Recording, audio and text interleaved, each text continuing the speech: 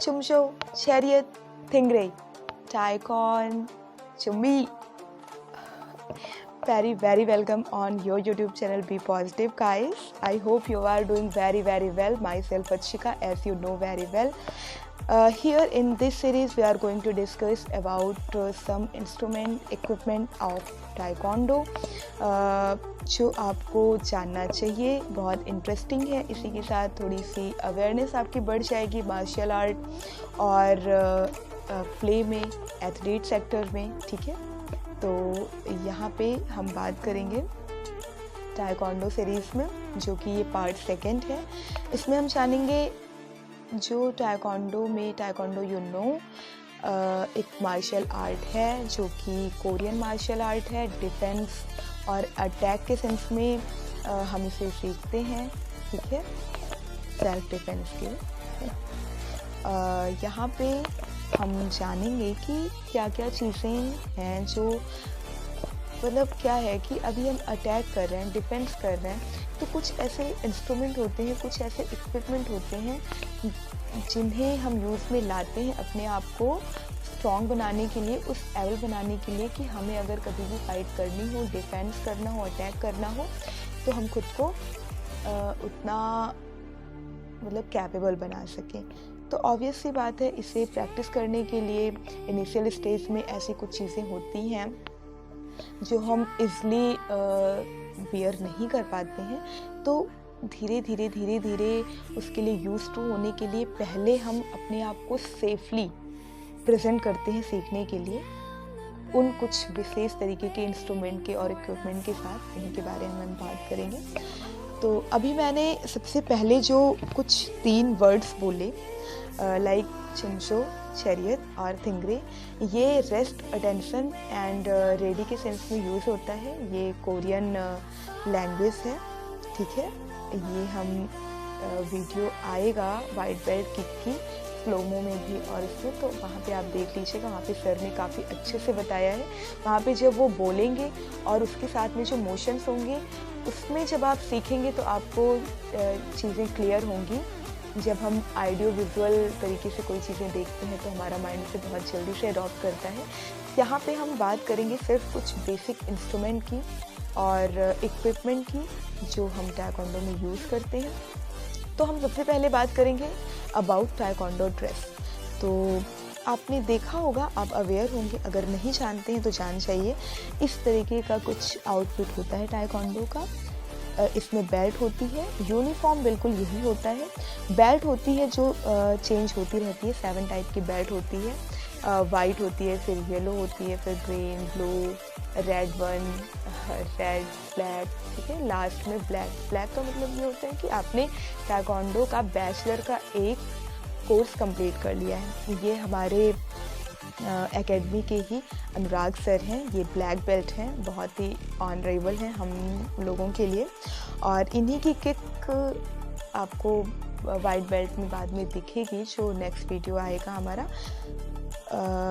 ये मैंने क्लिप लिया है जो कोरियन आउटफिट है और ये है इंडियन। कोई डिफरेंस नहीं है, बस मैंने एक एकेडमी की पिक्चर लगा दी है, थोड़ी सी ओरिजिनलिटी के लिए है, आप देख लीजिए, ठीक है। इसके बाद हम बात करेंगे बेसिक टाइकोंडो प्रोटेक्शन गार्ड्स की, जो कि हम फाइटिंग के थ्रू यूज़ करते हैं। तो इसमें सबसे पहले होता है हेलमेट, जो कि बहुत ही पफी होता है।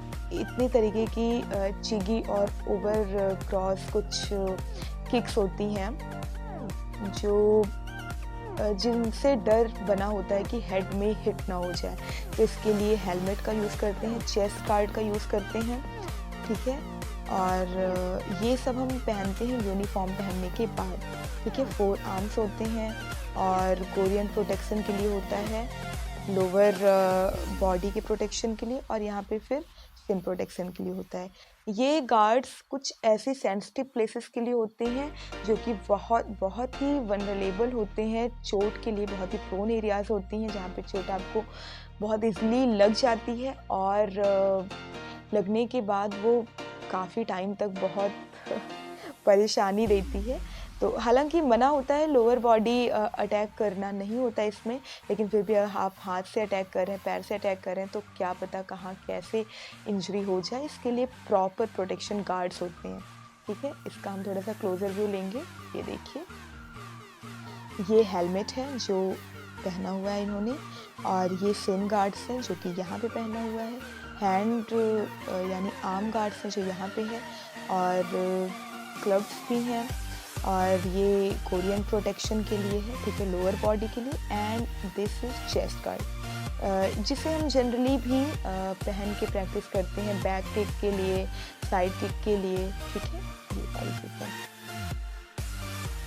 ये देखिए, एक्चुअली ये फ़ाइटिंग के टाइम पे ही बहुत ज़्यादा यूज़ होता है, क्योंकि फ़ाइटिंग के टाइम पे हमें हमारे अपोनेंट से मार्क्स लेना होता है वहाँ पे, तो हम कहाँ पे हिट करते हैं। हालांकि हम बहुत ही सिस्टमेटिक वे में हिट करते हैं, जो रूल होता है, रेगुलेशंस होते हैं, उसके अकॉर्डिंग ही हिट करते हैं, लेकिन फिर भी हम वहाँ पे फाइटिंग कर रहे हैं तो अपनी प्रोटेक्शन के लिए हम वहाँ पे वेयर करते हैं। ठीक है, ये एक तरीके का होता है जो वहाँ पे मिसिंग था।